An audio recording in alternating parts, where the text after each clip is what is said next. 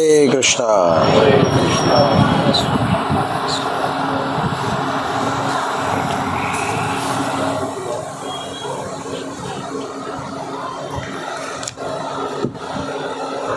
सभी बोलिए ओम नमो भगवते वासुदेवाय। ओम नमो भगवते वासुदेवाय। ओम नमो भगवते वासुदेवाय।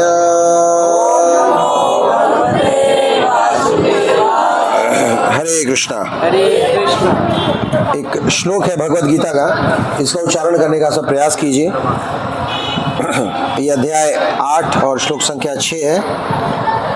बोलिए यम यम वापि स्मरन् भावम्। यम यम वापि स्मरन् भावम्। यम यम वापि स्मरन् भावम्।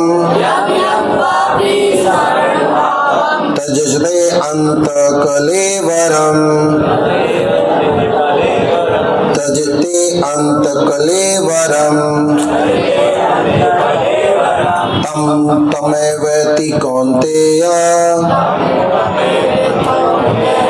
तम तमेवेति कौन्तेय। सदा तद्भाव भावितः।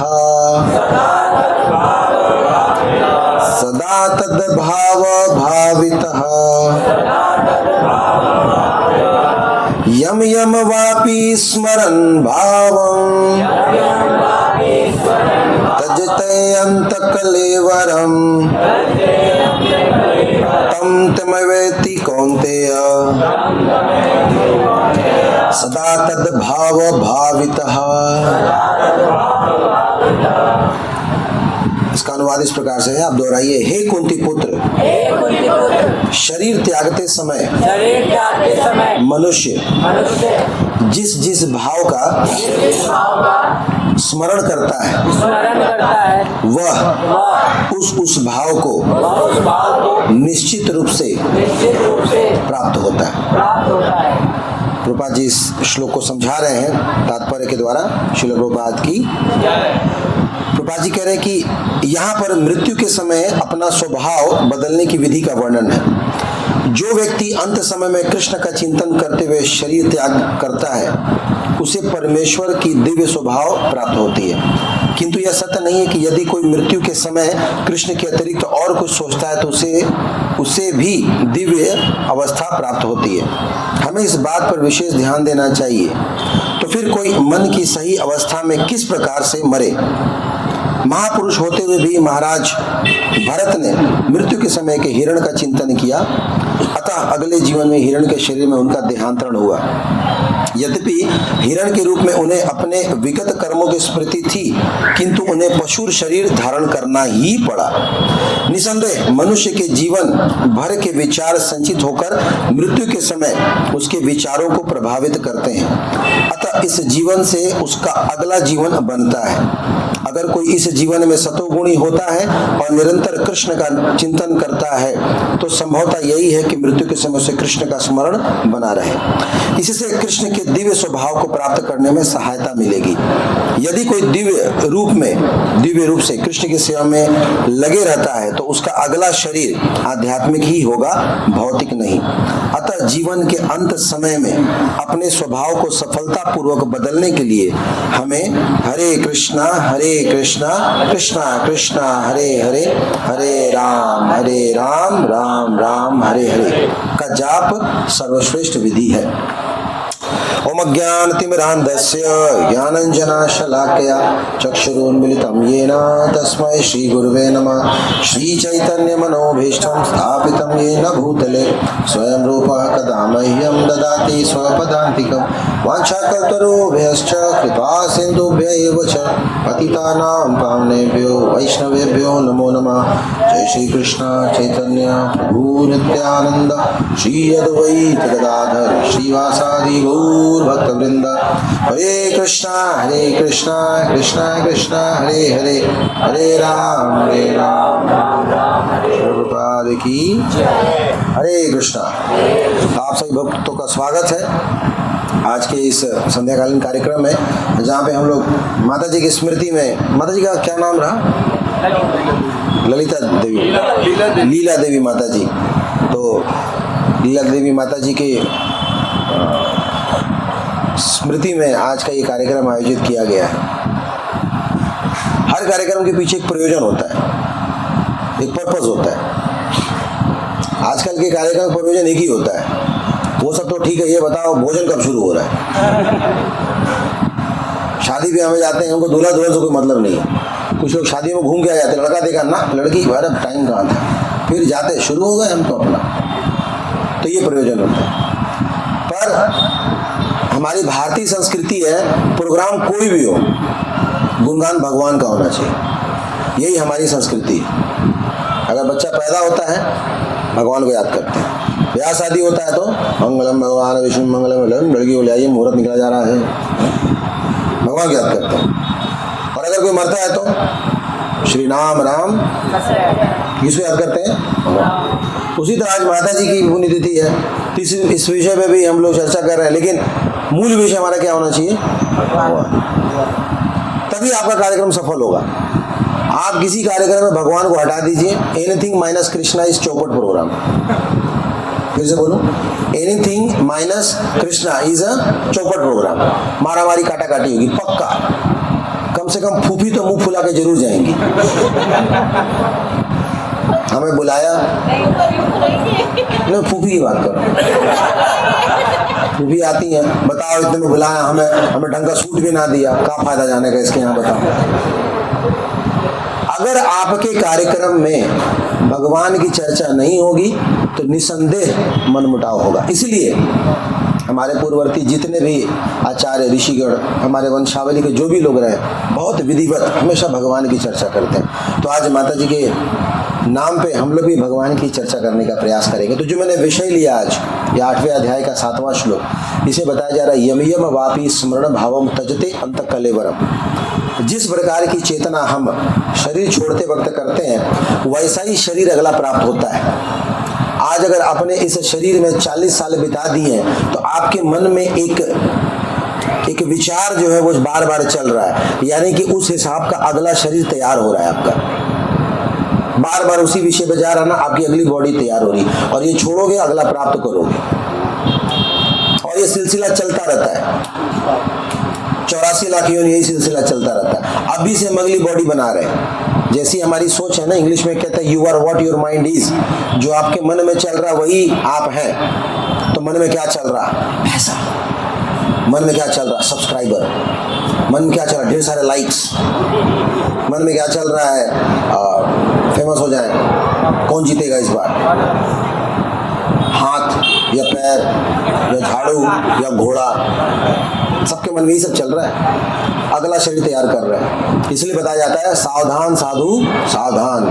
सावधान हो जाइए आप, क्योंकि इस शरीर का कोई भरोसा नहीं है, कभी भी निपट सकते हैं।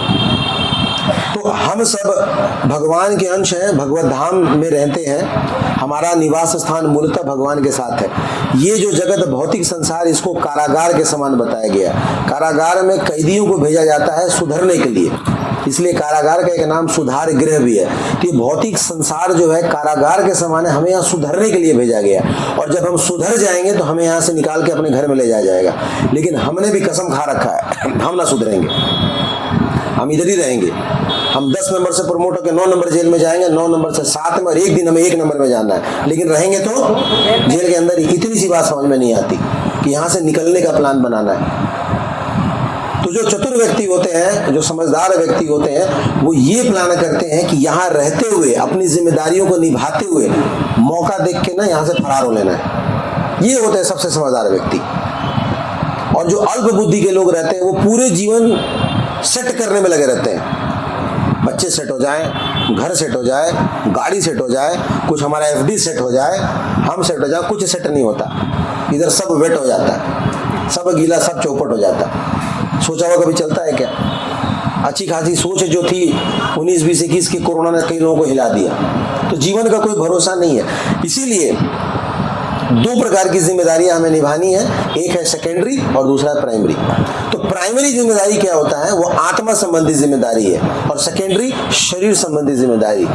शरीर संबंधी जिम्मेदारी संसार की जिम्मेदारी, घर गृहस्थी की जिम्मेदारी। कोई मना नहीं कर रहा, आप करो इसको, लेकिन इतना भी नहीं कि प्राइमरी जिम्मेदारी कोई भूल जाओ।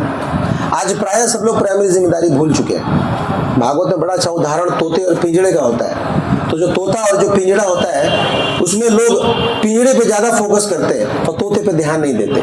पर हमें जानना चाहिए कि पिंजड़ा भी तभी तक ठीक लगता है जब तक कि उसमें जिंदा तोता है, मरा हुआ नहीं। तोता है लेकिन तोता अगर मरा हुआ तो क्या फायदा। कहने का मतलब कि ये पिंजड़ा है और इसमें तोता क्या है, आत्मा। अगर आत्मा खुश नहीं है ना तो इस पिंजड़े का कुछ नहीं कर सकते। कितना गोदरेज के इस काला से बाल रंगोगे आप, है ना। डेली पिंजड़े को जो है लिपापोती कर रहे हैं, fair and lovely and fair and handsome, beauty parlour जा जगा के। अब पिंजड़े को कब तक बना के रखोगे। अगर तोता नहीं सही है तो पिंजड़ा किसी काम का नहीं।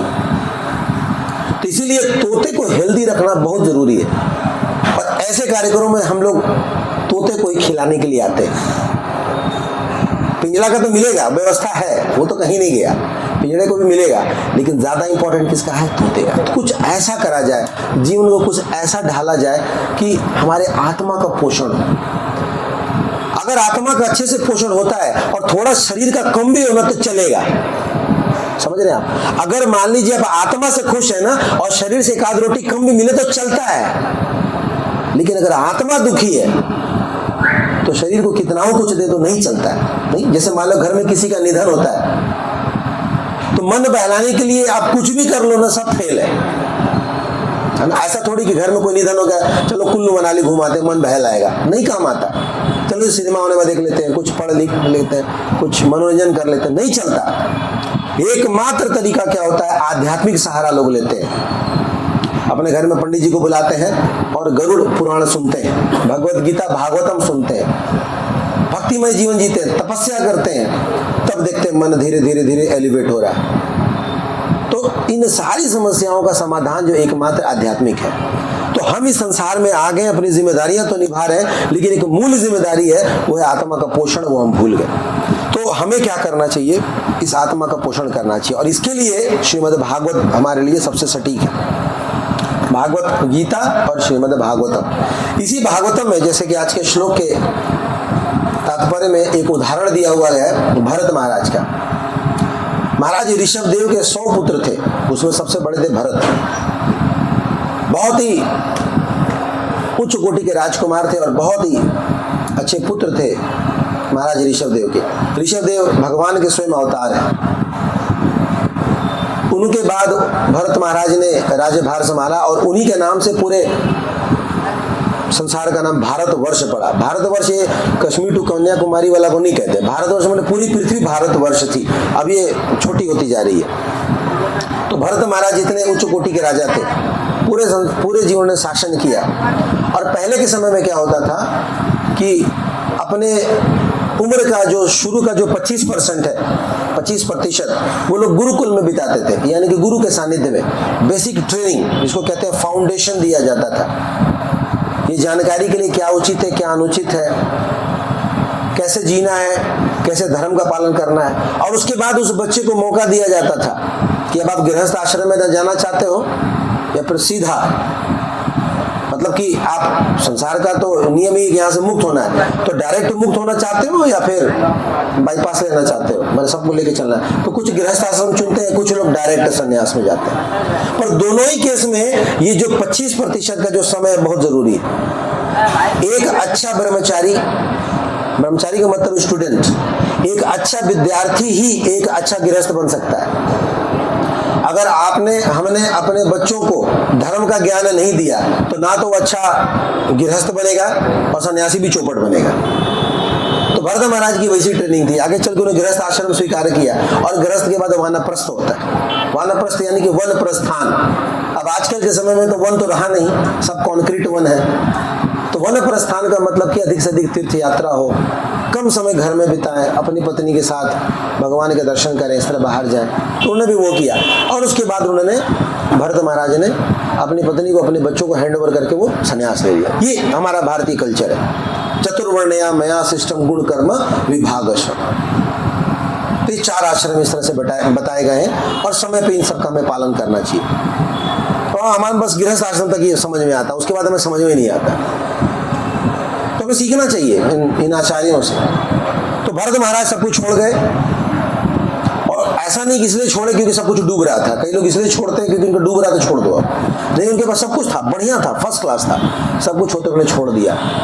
और छोड़ करके वो गंडकी नदी के किनारे, नेपाल, वर्तमान में जो नेपाल है, वहां गए और वहां जाकर उन्होंने तपस्या शुरू कर दी। तपस्या का मतलब होता है बाकी का जो, देखो उन्होंने अपने जीवन में सब कुछ कर लिया था, सब कुछ देख सुन लिया, कुछ बचा नहीं था। अब बस अंत समय बचा था तो भगवान का स्मरण करने के लिए वहां गए। एक दिन की बात है, भरत महाराज गंडकी नदी के किनारे बैठ करके तपस्या कर रहे थे। तभी उन्होंने क्या देखा कि एक गर्भवती हिरणी एक सिंह के भय से भागती हुई जा रही थी, और सिंह बस अभी झपट्टा मारने वाले तो सामने नदी थी, अब वो पार तो पाती नहीं। हालांकि उसने बड़ा दम लगाया कूदने का, और जब प्रयास किया तो इस प्रयास में क्या हुआ कि उसके गर्भ में जो शावक था, जो हिरण का जो बच्चा था, उसका जन्म हो गया। लेकिन चूंकि ये अननेचुरल डिलीवरी थी तो उसकी माता मर गई।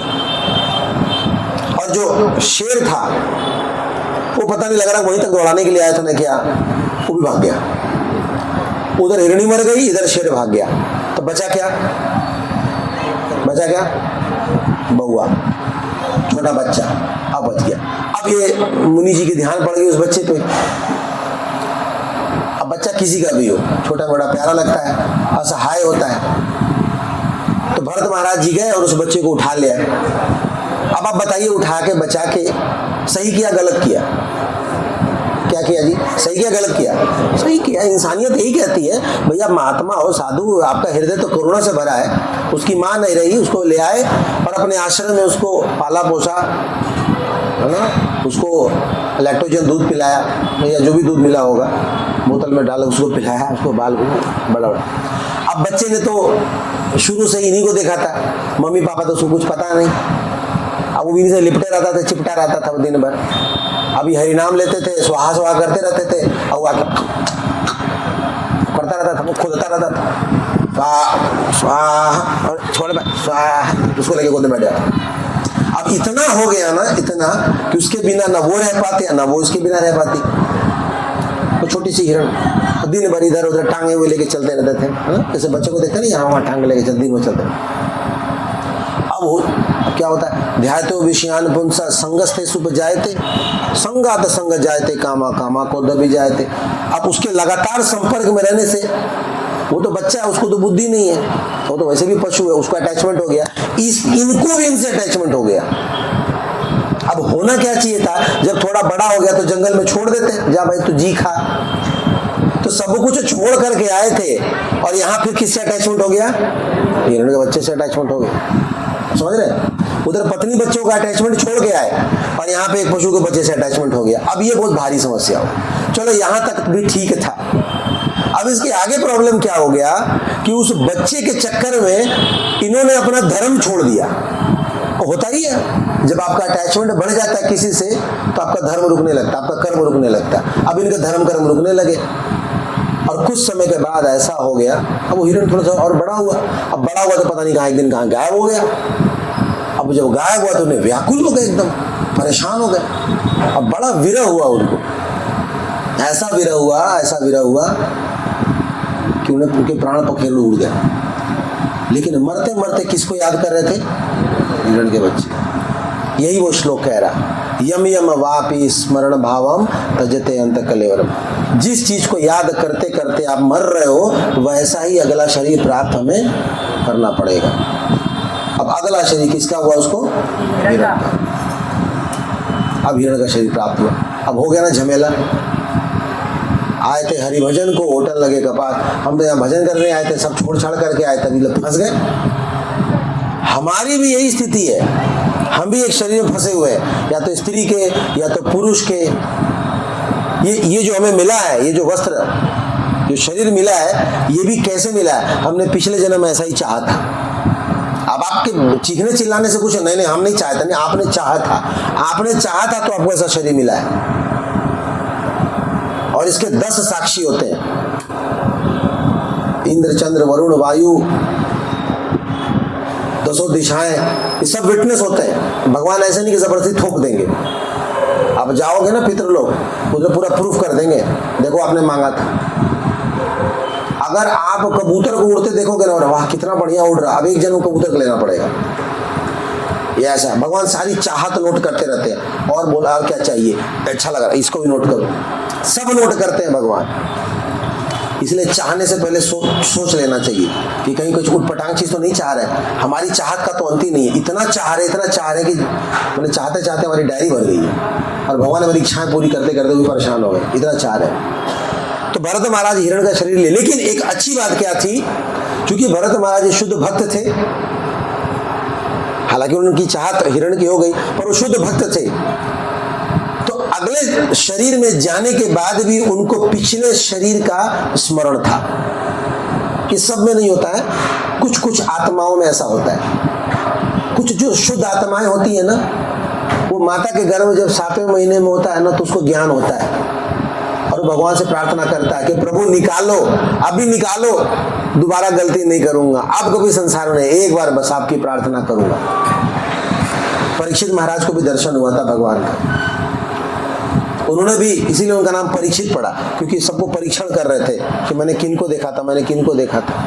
तो भरत महाराज ने हिरण का शरीर तो प्राप्त कर लिया, लेकिन पिछला जन्म उनको याद था कि मैं तो भजन कर रहा था, अब बहुत भारी ब्लंडर हो गई, लास्ट में हमने हिरण के चक्कर में पड़ के ना पूरा मामला खराब हो गया। तो इस जन्म में उन्होंने क्या किया, हिरण और हिरणियों के साथ नहीं घूम रहे थे, वो टाइम पास नहीं कर रहे थे। क्या कर रहे थे, जो आश्रम था ना, मुनियों का आश्रम, उधर जाके बैठ जाते थे। आप लोगों ने अपने जीवन में देखा होगा, कभी कभी भजन कीर्तन परिक्रमा करो ना, तो कुछ कुछ कुत्ते ना लगातार साथ चलते हैं, कुछ कुछ गायें ना लगातार चलती हैं, कुछ कुछ बकरियां, कुछ गड़बड़ है। ये छोटा भारत है, ये जरूर कुछ ना कुछ ऐसा रहा होगा। मैंने, हमारे साथ तो मायापुर में कई बार ऐसा होता है, हमने देखा है, जैसे परिक्रमा शुरू होता है वो साथ आ जाता है और एंड तक रहता है साथ में। हमें पता कब चलता है, जब दूसरे मोहल्ले के कुत्ते देखते हैं, तुम मेरे मोहल्ले में कैसे, विश्वकर्मा कॉलोनी में कैसे आ गया, उसको भूखने लगते हैं, लेकिन वो भागता रहता है, साथ साथ चलता रहता है, और लास्ट डे जैसे परिक्रमा खत्म होगा ना, वो गायब हो जाता है। होता है ऐसा, प्रभुपाद ने भी कई बार कंफर्म किया। एक बार एक कुत्ता आया और प्रभुपाद जी के पैरों को चाट रहा था। प्रभुपाद ने कहा, he is my fallen disciple, ये मेरा पतित शिष्य था। तो अच्छी बात ये थी, भरत महाराज को पिछला जन्म याद था, और इसलिए उन्होंने क्या किया कि जा करके आश्रम में ध्यान पूर्वक बैठ करके क्या कहते, वो कथा सुनते थे और उचित समय की प्रतीक्षा कर रहे थे। उचित समय मतलब कि फिर शरीर तो छोड़ना पड़ेगा ना। अब उन्होंने सोच लिया था कि भाई इस बार शरीर छोड़ूंगा ना, तो इस बार स्विगी, जोमेटो और मैकडोनल्ड से याद नहीं करना है, इस बार पिज्जा, पास्ता, नरक का रास्ता, इस सब चक्कर में नहीं पड़ना है। इस बार क्या याद करना है, भगवान को। हरे कृष्णा कृष्णा कृष्णा हरे हरे, हरे राम तो हम लोग भी ऐसे ही सोचते हैं। अब ये फॉर्मूला जान गए ना, अच्छा तो लास्ट में जो भगवान को याद करेगा वो मुक्त हो जाएगा। लो, तो आपने तो सर बहुत इंपॉर्टेंट बात है, तो सब पब्लिकली बोल दिया। अब तो हमने गांठ बांध दी, अब तो हम कर लेंगे, हम भी ये बात ना हो पाएगा ऐसे। आप अगर सोचते हो कि लास्ट समय में हम हरे रामा हरे कृष्णा बोल लेंगे, तो भगवान ने कच्ची गोलियां ना खेली है कि आप बस बोल लोगे, उस समय आपकी मति मारी जाएगी। और पता क्या निकलेगा, उस समय कुल्लू मनाली और कुल्फी और जिन जिन चीजों आपको प्रेम है ना, वही सब याद आएगा, भगवान का नाम कतई याद ना आएगा। एक बार मायापुर में हमारा श्रीधाम, हमारे निताई गौर सुंदर का जन्म स्थान है, तो वहां पे सब लोग नाव से परिक्रमा करते हैं। एक नाव में एक ब्रह्मचारी बैठा हुआ था, और आगे थोड़ा हीरो ब्रह्मचारी था, बिल्कुल नाव के टिप पे बैठा हुआ था, पाँव ऐसे लटका करके, यूं करके, है ना, गंगा जी की आनंद ले रहा था, मजे ले रहा था। नाव पे बैठा हुआ जा रहा था वो, और अचानक क्या हुआ, उसमें कुछ वो मोबिल वगैरह लगा के रखते ना, अचानक क्या उसका पैर फिसला और ऐसे ऐसे सीधा ऐसे घूम गया और नाव के भीतर आ गया। अब लोग देख रहे हैं पीछे दिखना चाहिए ना। अब वो कहाँ गायब हुआ, कैसे गायब हुआ, किसी को पता नहीं चला। और बंगाल में गंगा जी का बहाव बड़ा तेज, और वो बालक, वो ब्रह्मचारी एकदम से गायब, मतलब दिखाई नहीं। अरे तो वो जो ब्रह्मचारी था उसका पांव है वो स्लिप कर गया और वो अंदर कहाँ घुसा पता ही नहीं चला। अब तो हल्ला हो गया, वो डूब गया जी भाई, डूब गया जी, डूब गया जी, कहाँ गया जी, कहाँ गया, पता ही नहीं चल रहा था।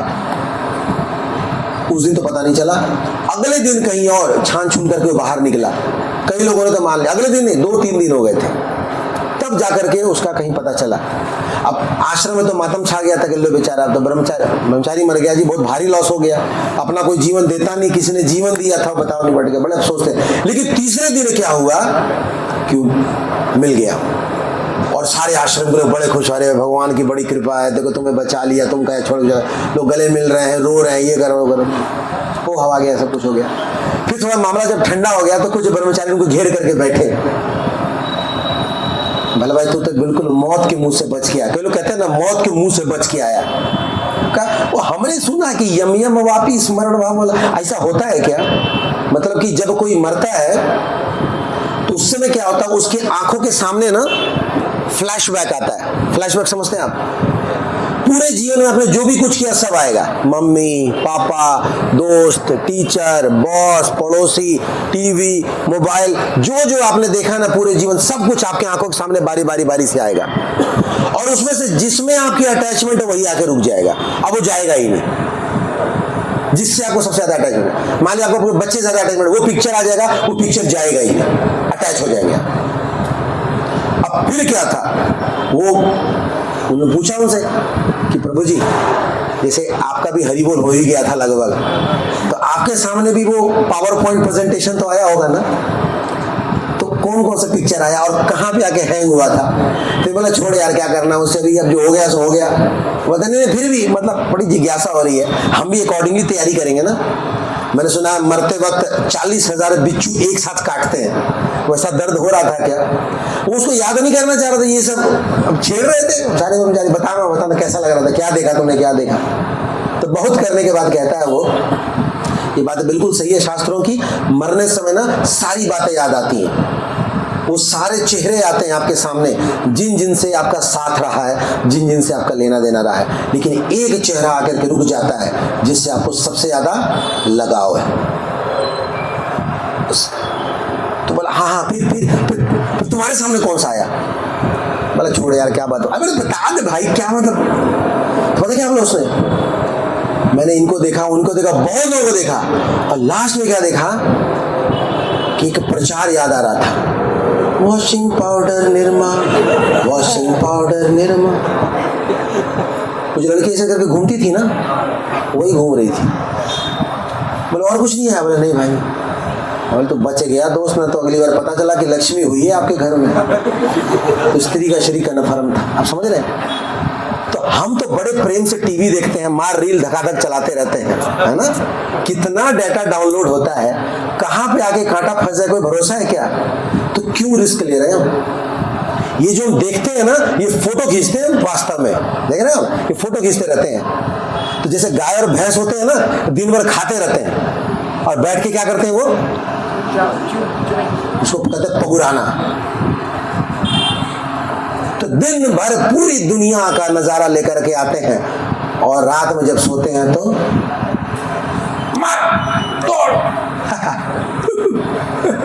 वही सब सारा कुछ चलता रहता है। तो सारे पिक्चर यहाँ पे आके लोड होते हैं, और बारी बारी से वो सारी चीजें जो है वो सामने आती है। तो अब हम मनुष्यों के ऊपर ये डिपेंड करता है कि किस तरह का फोटो खींचते हैं, किस तरह का वीडियो देखते हैं, या किस तरह के समाज में रहते हैं। जिस तरह की चीजों से आपका उठना बैठना है, वैसा ही आपका अगला शरीर, हमारा अगला शरीर तैयार हो रहा है। तो इसलिए एक भक्तिमय जीवन में क्या होता है, मत चिता मत गता प्राणा बोधयंत परस्परम कथयंतश्च माम नित्यम तुष्यंति च रमन्ति च। एक भक्त क्या करता है, हमेशा अपना जीवन ऐसा ढालता है कि खाते पीते सोते जागते हमेशा क्या करता है, हरे कृष्णा कृष्णा कृष्णा हरे हरे, हरे राम राम राम। ये है सबसे चतुर व्यवसायी, ये है सबसे चतुर नौकरी पेशा वाला व्यक्ति, यह है कि गृहिणी, यह है कि विद्यार्थी। वो कभी भी इस चीज से कॉम्प्रोमाइज नहीं करता। उसको पता है कि जो भी जिस चीज को पाने के लिए हम इतना प्रयास कर रहे हैं वो टेम्पररी है, आज और कल ही रहेगा, बस दैट्स इट। लेकिन ये जो भक्ति है आपके साथ भी और आपके बाद भी काम होने वाला है। तो सौदा देख के करना चाहिए।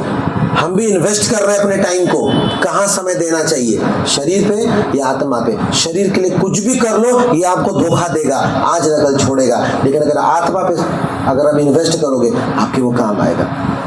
तो माता जी के माध्यम से हमें मौका मिला। इनकी चिंता आप मत कीजिए, इनकी तो सदगति है, क्योंकि ऐसे ही किसी के पुण्यतिथि पे कथाएं नहीं होती। समाज में तो बहुत लोगों को देखा होगा आपने, कितने पुण्यतिथि को तो पता ही नहीं चलता। एक तो इन्होंने ऐसा खानदान पीछे छोड़ा कि जिनके मन में ऐसा है कि चलो भाई कुछ किया जाए। आजकल के नालायक तो करते ही नहीं है, अर्जुन ने तो क्लियर कह दिया था ये सब वर्णाशंकर है, आगे चल करके पूरे कुल का नाश करने वाले बच्चे पैदा हो रहे हैं। तो एक तो उन्होंने ऐसा खानदान छोड़ दिया पीछे जो याद कर रहा। दूसरे याद करने के भी कई सारे तरीके हो सकते हैं, लेकिन मैं तो पर्सनली जानता नहीं माता जी के घर वालों को, पर इतना जानता हूँ कि डिवोटी है, भक्त है। उनको लगा कि नहीं भाई जब भंडारा ही करना है तो क्यों ना प्रसाद भंडारा कर दे, गुणगान ही करना क्यों ना भगवान गुणगान कर दे। तो इनका तो भला हो गया, इनका तो टिकट सही कटा। आपका क्या होगा जनाबे अली, अपना सोचिए। हम इनके ऊपर दुख व्यक्त न करें, इनकी तो निकल पड़ी, इनका तो उद्धार है, इसमें कोई दो राय नहीं। हमें अपनी सोचनी चाहिए, तो हमें इनसे आशीर्वाद मांगना चाहिए। हमें भक्तों से, हमें भगवान से प्रार्थना करना चाहिए कि हे प्रभु हमारे जीवन को ऐसा चलाओ ना कि खाते पीते सोते जागते उठते बैठते हमेशा हमारे जुबान पे भगवान का नाम। अब वृंदावन जाए देखिए लिखा रहता है हर जगह, हे प्रभु मैं आपको भूलूं नहीं, है ना। तो ऐसा हमें अपना जीवन बनाना है ना कि हर समय भगवान का स्मरण हो, भगवान को हम याद करें। अगर हम ऐसा करते हैं तभी हमारा जीवन सफल हो पाएगा, तभी ऐसे प्रोग्राम सफल हो पाएंगे, तभी हम इस संसार से मुक्त हो पाएंगे। बहुत बहुत धन्यवाद। हरे कृष्णा कृष्णा कृष्णा हरे हरे, हरे राम श्री प्रभुपाद की। Thank you so much. Hare Krishna.